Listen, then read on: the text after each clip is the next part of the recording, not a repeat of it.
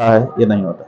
इसीलिए भारतीय शिक्षा पद्धति की परम आवश्यकता है, ताकि यहाँ का जो बच्चा है वो भारतीय भावनाओं से अपने हृदय को ओतप्रोत रखे, जिससे यहाँ के भारत की जो वस्तुएं हैं जिनको हमारे पूर्वजों ने इतना सम्मान दिया था, उनका सम्मान सुरक्षित रह सके। धन्यवाद महाराज जी, आपसे साक्षात करने मुझे भी सौभाग्य मिला। हमारे दर्शकों को भी उम्मीद है कि आपके वाणी से कुछ ज्ञान प्राप्त होगा, उनकी कुछ समझ बढ़ेगी। हमारे दर्शकों को, अगर आप लोगों को हमारा साक्षात्कार पसंद आया हो, इस चैनल को सब्सक्राइब लाइक और शेयर करें और अपने आध्यात्म के बारे में ज़्यादा जानने की कोशिश करें, समझने की कोशिश करें, सिर्फ अपने ही आध्यात्म लाइक करें। नमस्कार, जय हिंद, जय।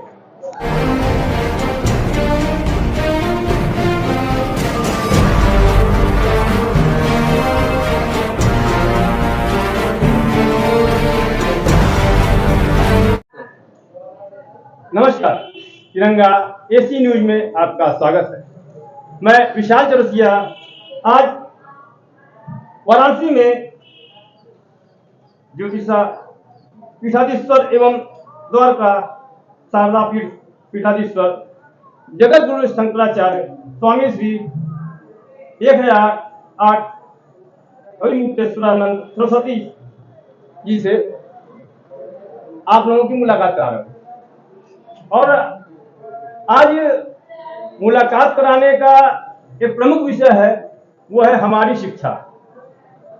आज हमारी शिक्षा किस दिशा में जा रही है और क्या शिक्षा में बदलाव की आवश्यकता है, इन विषयों पर आज हम चर्चा करेंगे स्वामी जी से। स्वामी जी, हमारे चैनल में आपका बहुत बहुत स्वागत है और ये हमारा सौभाग्य है कि आप जैसे महान धर्म गुरु का हमको साक्षात्कार करने का अवसर प्राप्त हुआ है।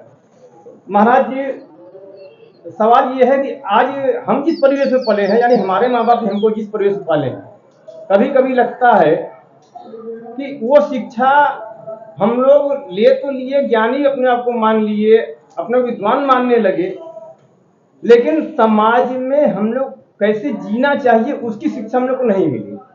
सबका एक ही ध्येय है कि मेरा बच्चा पढ़ ले, अच्छी डिग्री आ जाए, और जब खासकर जो अंग्रेजी का महत्व बढ़ता गया कि भैया सॉरी, वेलकम,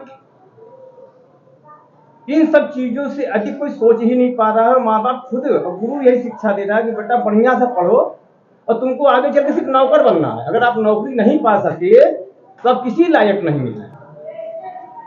और सुरक्षा के लिए भी हमें उस शिक्षा नीति में, यानी कि जो हमने जो रामचरितमानस पढ़ा है, महाभारत का जो हमें ज्ञान मिला है, टीवी के माध्यम से या किसी मीडिया से, तो शासक को या प्रजा को सुरक्षित रहने के लिए साथ में शास्त्र की शिक्षा होनी चाहिए थी।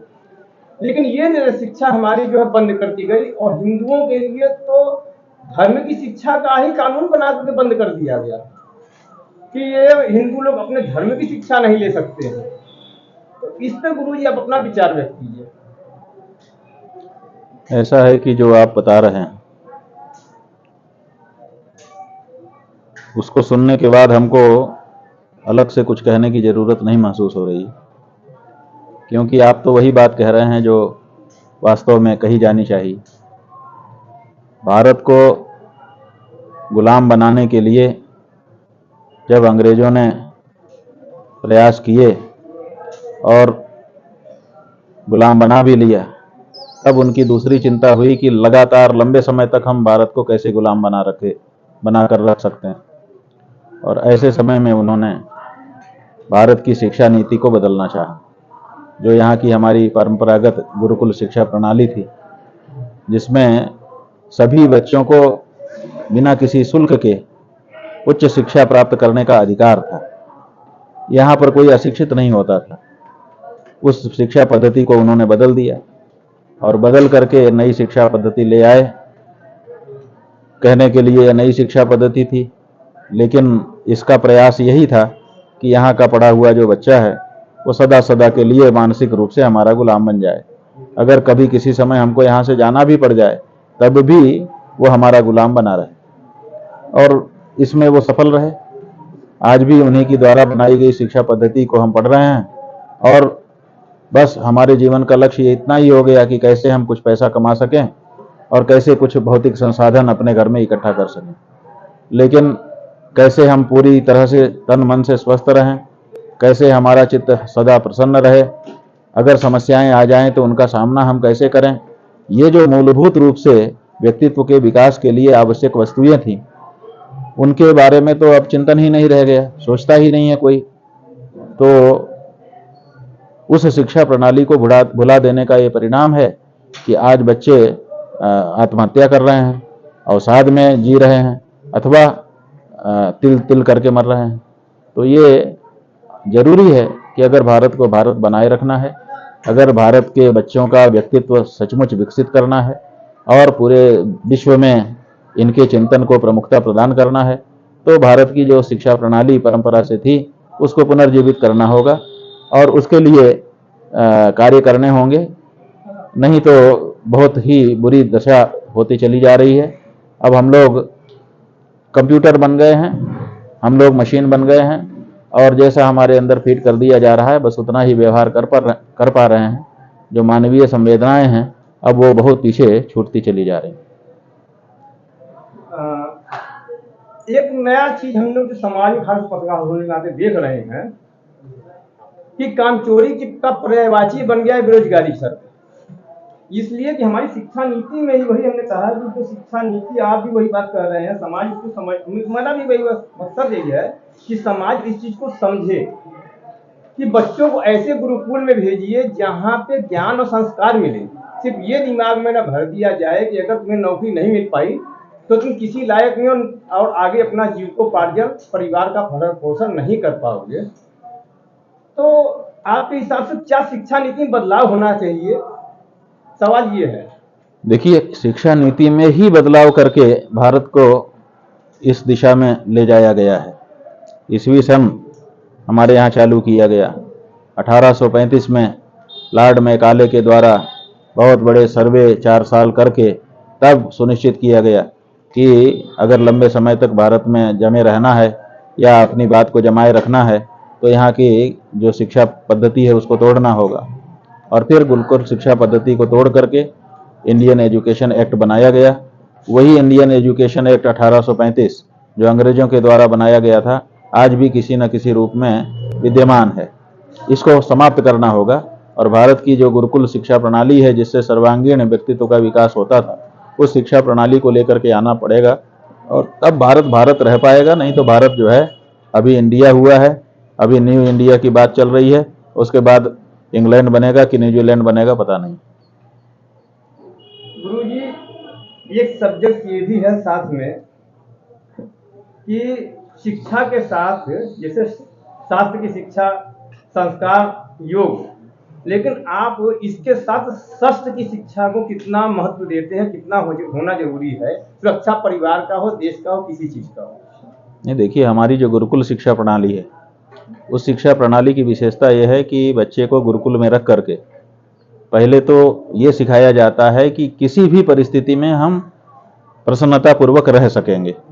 हम परिस्थितियों के दास नहीं बनेंगे बल्कि परिस्थितियों को अपना दास बनाएंगे। जो भी परिस्थिति आएगी हम प्रसन्नतापूर्वक उसमें जीवन जी सकेंगे। पहले तो इसकी क्षमता विकसित हो, उसके बाद शस्त्र शिक्षा और अपने स्वास्थ्य को हर समय सुव्यवस्थित बनाए रखने के लिए नियमित आहार विहार और साथ साथ में हर प्रकार के शस्त्र संचालन की शिक्षा और बिना शस्त्र के भी अगर आवश्यकता पड़ जाए तो शत्रु को धूल चटा देने की क्षमता। आप देखिए, हमारे यहाँ शस्त्र संचालन के साथ साथ कुश्ती है, दंगल है। ये क्या है कि अगर आपके पास शस्त्र अस्त्र ना हो तो भी आप ऐसा दांव लगाइए कि अगला जो है वो धोबिया पछाड़ की तरह चारों खाने चित्त हो जाए। तो ये सब क्या है कि आवश्यकता पड़े तो हमारा हाथ, हमारे पैर यही शस्त्र बन जाएं और हम शत्रु के ऊपर कब्जा जमा सकें। तो ये शिक्षा दी जाती थी। आज वो शिक्षा नदारद हो गई है। आज हम शस्त्र की बात करते हैं, शस्त्र का संचालन भी ठीक से हमको नहीं आता है। यही एक है, ये हमारे शिक्षा प्रणाली का एक अनिवार्य अंग था कि हम शास्त्र शिक्षा भी प्राप्त करेंगे। अभी कुछ समय से हमारे हिंदू धर्म के लोग ही, हिंदू अवलंबी ही बलि प्रथा का विरोध कर रहे हैं। बहुत जगह बंद भी हो गया। अभी कुछ समय पहले मैं एक दोहरी घाट जगह है मऊ जिले का, वहाँ अभी बलि प्रथा जिंदा है। मैं कवरेज करने गया था तो लोगों ने बड़ा विरोध किया, लेकिन वहाँ के लोगों ने कहा कि नहीं ये सही है। तो मुझे जो समझ में आया कि अगर आप पहले से किसी के खून तड़प नहीं देखे हैं, उसके पीछे बहुत लॉजिक था, उतना समझ भी आपके पास नहीं ना मेरे पास है। तो वो ये था कि अगर बलि आप पहले नहीं देख के देखे हैं तो युद्ध मैदान में अगर आपका दुश्मन भी है तो उसका भी आप खून देख के खुद भी गश्ती खा गिर जाएंगे, तो योद्धा क्या बनेंगे, कैसे लड़ेंगे? हमारे हिंदू लोग ही उसका विरोध कर करके बंद करा दिए। तो हिंदू कहीं ना कहीं कमजोर होता जा रहा है। आपको कहीं ना नहीं, कहीं हमारा ये कहना है, उसको ताकतवर बनने का उपाय तो खोजना पड़ेगा। नहीं, हमारा ये कहना है कि खून देखना एक अलग वस्तु है और शत्रु के प्रति पराक्रम का प्रदर्शन करना अलग वस्तु है। जरूरी नहीं है कि हम बलिदान दे करके खून देखें तभी हमको लड़ना आए। लड़ना जो है वो शत्रु के विरुद्ध एक पराक्रम का प्रदर्शन है। तो जब हमारे सामने कोई ताल ठोंक देता है तो उसके बाद फिर हम अलग बदल जाते हैं। यही हमारी विशेषता है। हम हिंदू हैं, सनातनी हैं, और हिंदू का मतलब होता है हिंसा से दूर रहने वाला। हम बिल्कुल हिंसा से दूर रहते हैं, हम कोई हिंसा करते ही नहीं हैं। हाँ, अगर कोई हमारे सामने आके ताल ठोंक देता है, उसके बाद जैसे कोई स्विच दबा दे तो कैसे बल्ब जल जाता है, ऐसे ही हमारा पराक्रम उदित हो जाता है। हमारे ऊपर कोई प्रहार कर दे तो हम प्रति प्रहार करने से चूकते भी नहीं। तो वो पराक्रम जब प्रशिक्षण होता है तो आ जाता है। जब वैसे गर्व की भावना होती है, अपने सम्मान के प्रति संवेदना होती है तो आ जाता है। तो जब हम अपने और अपनी संस्कृति, अपनी सभ्यता, अपने प्रतीकों के प्रति सम्मान की भावना रखते होंगे तो इसकी जरूरत नहीं पड़ेगी कि हम खून देखें तब हम पराक्रम कर सकें। अगर हमारे माता पिता के प्रति हमारे मन में सम्मान की भावना है और कोई उनका अपमान करता दिखेगा तो आपको पता नहीं चलेगा कि आपके अंदर कहाँ से ताकत आई, और आ जाएगी। तो इसलिए जो इससे प्रेम करता है उसको अपने आप परिस्थिति आने पर पराक्रम प्रकट हो जाता है। अब एक बहुत बड़ा समस्या है, कहने के लिए हिंदी की बात करते हैं और जो आपने मैकाले शिक्षा की बात की, लेकिन आज भी हमारे देश में आपको अंग्रेजी से न्याय मिलता है, यानी कि सर्वोच्च न्यायालय में आज भी हिंदी का उपयोग नहीं होता है। तो इस मजबूरी में लोगों को लगता है कि अंग्रेजी की बहुत जरूरत है और अपनी मूल शिक्षा, मूल आवश्यकता, जिससे आपको धर्म का ज्ञान हो, संस्कृति का ज्ञान हो, संस्कृत का ज्ञान हो, बिना संस्कृत संस्कृति का भी ज्ञान नहीं हो पाता है। तो इसके लिए अब आप जैसे धर्मावलंबी को मेरा ऐसा मानना है, सरकार से मांग करनी चाहिए, आवाज उठानी चाहिए कि कम से कम अदालतों में धीरे धीरे हिंदी का उपयोग हो या क्षेत्रीय भाषा का उपयोग हो। लेकिन सरकार कई बार मांग भी उठी थी, 13 साल एक धरना भी चला था, लेकिन नहीं, सरकार ने मांगा। बात यह है कि भाषा तो भाषा है, कोई भी भाषा अपनी जगह पे गलत नहीं होती। अंग्रेजी भाषा भी अपनी जगह पे अच्छी है, उसमें भी बहुत सारी शक्तियां हैं। लेकिन एक बात आपको मानना होगा कि हर भाषा जहाँ से उत्पन्न होती है वहाँ की बात कहती है। तो जो जैसे आप अगर बिहार से आए हैं, भोजपुर इलाके से आए हैं, अथवा महाराष्ट्र के कोंकण इलाके से आए हैं, मराठवाड़ा से आए हैं, तो आपकी भाषा मराठवाड़ा बोलेगी, भोजपुर बोलेगी। इसका मतलब है कि जो भाषा जहाँ से उत्पन्न होती है वहाँ की बात कहने में वो पूरी तरह से सक्षम होती है और बाकी जगह की बात कहने में सक्षम नहीं होती है। जैसे अंग्रेजी है, वो घी आज तक नहीं बोल पाई। क्यों? घी बोलने के लिए उसको घी शब्द ही बोलना पड़ता है। हमारे शब्द ले, धर्म आज तक नहीं बोल पाई, धर्म के लिए हमारा ही बोलना। ब्रह्म आज तक नहीं बोल पाई, ब्रह्म शब्द कहेगी तभी समझ में आएगा। तो हर भाषा में बोलने की अपनी क्षमता होती है। तो जो भारत के भाव हैं, उन भारत के भावों को प्रकट करने में भारत की भाषाएं सक्षम हैं। विदेश की भाषा भारत के भावों को प्रकट करने में सक्षम नहीं है। और जब आप विदेश की भाषा अपनाएंगे तो आपके भाव भी विदेशी होने चले जाएंगे, और इसीलिए भारत से भारत के भाव नष्ट हो रहे हैं। इसलिए जरूरी है कि अगर भारत में भारत के भावों को, भारतीयता की रक्षा करनी है तो भारत की भाषाओं को प्रश्रय देना चाहिए। और भारत की जो मूल भाषा है वो संस्कृत है, क्योंकि भारत शब्द ही संस्कृत से निकला हुआ। भायाम रतः भारतः, भा माने विद्या, उसमें जो रत हो उसका नाम भारत है। तो जो हर समय विद्या में रत रहने वाला देश है वो भारत है। अब इस बात को इंडिया से कैसे आप परिभाषित करोगे? तो इसलिए जहां के बारे में कहना है, वहीं की भाषा में वहां की बात कही जा सकती है। तो आपके भारत के सुप्रीम कोर्ट में अगर अंग्रेजी चल रही है, इसका मतलब है कि अंग्रेजों के कानून की व्याख्या अंग्रेजी में हो सकती है, लेकिन भारत की बात भारत की ही भाषा में हो सकती है। भारत की बात किसी दूसरी भाषा में कह पाना किसी बड़े बड़े विद्वान के लिए संभव नहीं है, दूसरा क्या करेगा। इसलिए जो अनुवाद होता है वो अंत में कह देते हैं कि हमने भावानुवाद किया है, वास्तविक अनुवाद किसी भाषा का किसी दूसरी भाषा में नहीं हो सकता है। तो भारत की सबसे बड़ी गलती यही है, जिसके कारण भारत में भारतीयता को आज ढूंढना पड़ रहा है, वो ये है कि उसने अपनी भाषा को पीछे छोड़ करके दूसरे की भाषा को अपना लिया है। जबकि भारत में अंग्रेजों को भगाया गया और बड़ी बुरी तरह से भगाया गया, उनके खिलाफ आंदोलन किया गया, 3 लाख लोग मार दिए गए, तब जाकर के हम अंग्रेजों को भगा पाए। लेकिन गजब की बात है, अंग्रेजों को भगाते हैं और अंग्रेजी को अपनाते हैं। ये कैसे होता है हम समझ ही नहीं पाते हैं कि ये कैसे होता है कि हम आपको भगा दें और आपकी सब बातें पकड़े रहें। तो इसका मतलब है कि जो भगाया गया वो भी दिखावा था, या जो भागे वो भी दिखावा करके भागे, वास्तव में अपने आप को छोड़ गए हैं, वो काले अंग्रेजों के रूप में छोड़ गए। एक खासकर सोशल मीडिया पे ये चीज ज्यादा प्रचारित किया जा रहा है कि किसी के यहाँ कोई गुजर जा रहा है, ईश्वर को प्यारा हो जा रहा है, तो उसका 10वां तिमाही में नहीं जाना चाहिए, उनके खर्च दुख में होते हैं, परेशानी बढ़ती है। लेकिन मुझे ऐसा महसूस होता है कि लोग शायद अपने धर्म को नहीं जान पाए, क्योंकि दुख में अगर आप शामिल नहीं हो पाए तो क्या मतलब हुआ। हाँ, जहाँ तक भोजन उसकी बात है तो शास्त्र ये कहीं नहीं कहा कि आप उन्हीं के पैसे खाइए, आप तो सहयोग करके भी उसको कर सकते हैं।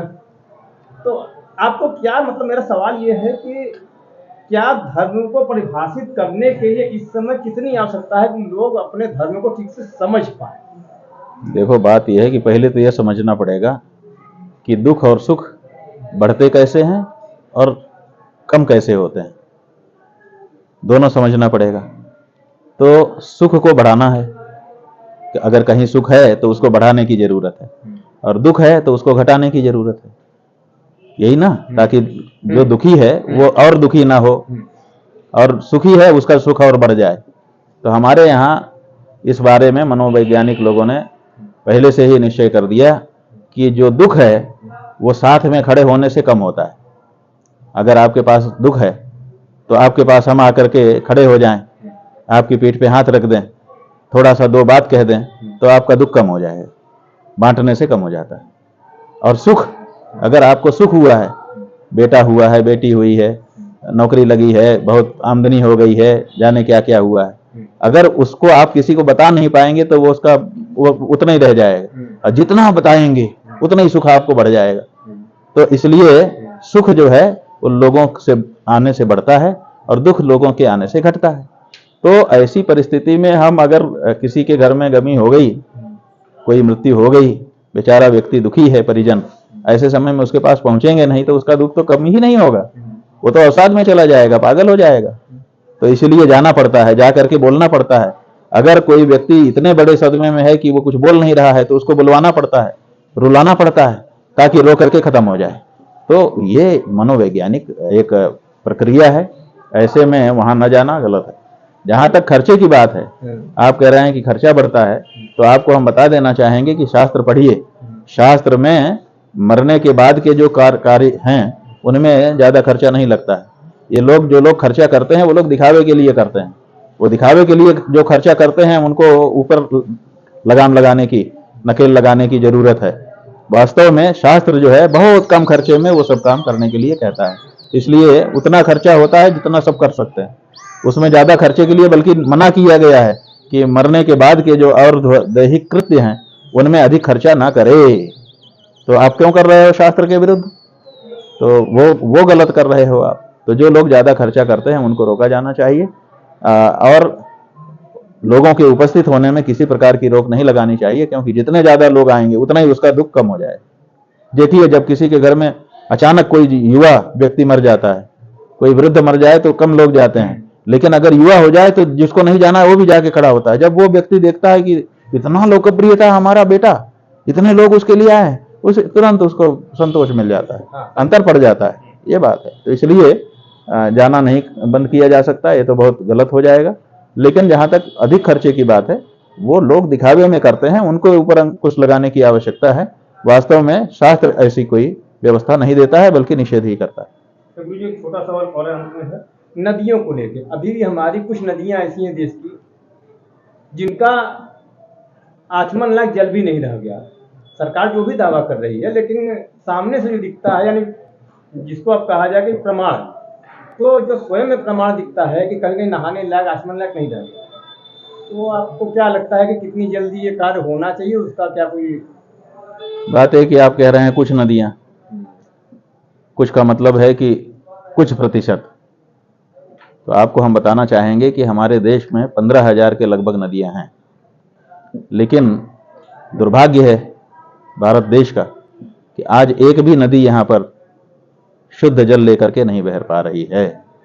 हर नदी, यहां तक कि जो सबसे प्रमुख नदी है गंगा, यमुना, ये भी प्रदूषित है, और इतनी प्रदूषित हैं कि इनके पानी को छूने के लिए जो चिकित्सा वाले लोग हैं वो मना कर रहे हैं। अभी तो देखिए गंगा यमुना के बारे में एनजीटी ने अभी थोड़े दिन पहले ही, एक सप्ताह 10 दिन पहले ही आदेश पारित किया है, और उन्होंने बताया है कि आचमन लायक योग्य नहीं रह गया है। तो ऐसी परिस्थिति में लेकिन कोई किसको परवाह है? यहाँ तो किसी को परवाह ही नहीं। अभी 40 करोड़ लोगों को प्रयाग के कुंभ में आमंत्रित करने के लिए व्यवस्था बनाई जा रही है। जाने कितने करोड़ रुपए खर्च किए जा रहे हैं कि किनारे किनारे सजाए जा रहे हैं, वहां सड़क बन रही है, वहां लोगों को बसाने के लिए बस्ती बनाई जा रही है, थाने बनाए जा रहे हैं, सब किया जा रहा है, कितना अच्छा है। लेकिन जिस गंगा यमुना की धारा में वो लोग नहाएंगे आ करके, वही शुद्ध पवित्र नहीं है। पवित्रता तो खैर खंडित नहीं हो सकती है भौतिक रूप से, इसलिए पवित्रता के बारे में नहीं कह रहे हैं, लेकिन स्वच्छता और उसकी निरोगता वो तो है नहीं। एनजीटी खुद ही कह रहा है कि आचमन योग्य जल नहीं है, तो उसमें कैसे लोगों को आप प्रवेश करने देंगे? लेकिन उसके बारे में सरकार की कोई योजना नहीं है। कहीं आप लोग भी इस तरह का वातावरण नहीं बना रहे हैं कि कोई बताए कि क्या हो रहा है इस बारे में कि गंगा यमुना की जो धारा है वो कुंभ के समय में पवित्रता से लोगों को प्राप्त हो सकेगी। इस बारे में कौन सी योजनाएं चल रही हैं, इसके बारे में तो कहीं से कोई मीडिया भी नहीं बता रहा है। मीडिया ने सवाल किया था तो उन्होंने कहा कि ठीक है, उस समय जो है हम जल का प्रवाह बढ़ा दें, कुछ बांध को हम खोल देंगे, उससे जो है शुद्ध हो जाएगा। उससे कैसे शुद्ध हो जाएगा? उससे शुद्ध होने का कौन सा अध्ययन किया गया है कि उससे शुद्ध हो जाएगा? और जब बढ़ाएंगे तो उस समय कितना पानी बढ़ाएंगे, कितनी देर में शुद्ध होगा? कोई आंकड़ा नहीं है, कोई इसके बारे में विवरण नहीं है, कोई अध्ययन नहीं।